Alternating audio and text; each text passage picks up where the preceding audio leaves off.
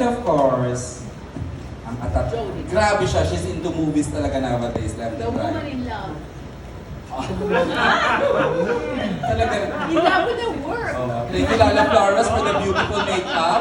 Si Miss Lala does her makeup the past. Miss Jody Santa Maria. Nagpapayaman ang gusto, may new online shows, kung anong daming she's Good afternoon, everyone.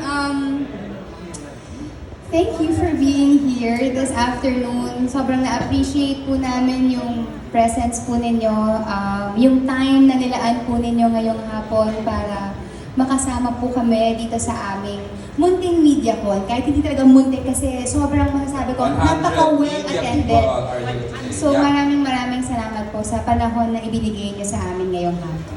Alright. Miss Brian, kasi kung magpasok niyo pa ng kanina, may pasabog na kayo. Yung pasabog. I-describe niyo si Jody as the woman in love. So, she's in love with her work, with our movie.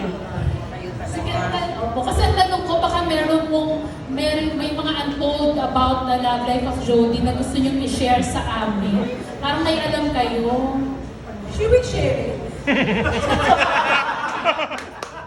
I don't think so. Alam na ha, that's the cue. Kaya nga anto.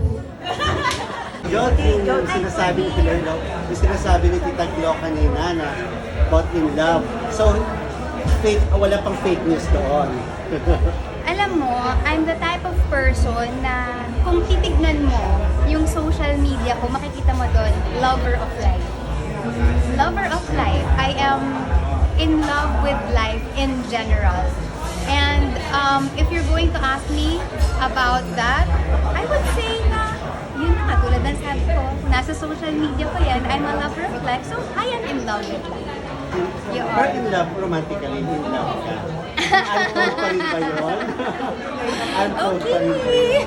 Talaga, Gord, you're naughty. Masaya daw siya, Jody, para sa love life mo ngayon. Sabi ni Tita Glo. Well, At bote naman daw siya, 75% dun sa lahat. thank you! Thank you! Talaga. Pero alas na lang, do you still parang dream or see yourself na someday you'll get married? I was asked that question before, and I have also answered that question before din, na ako naman yung type of person who never loses faith in love. Yun lang. So hindi yun nagbabago hanggang ngayon? Ay, napaka-importante ng love in all aspects. Hindi lang to limited sa romantic relationships, but also friendships, also love for work, love for career. So, in the general aspect of it. Pero syempre malaking factor si Sir Nick. Di ba malaking factor yung anak mo?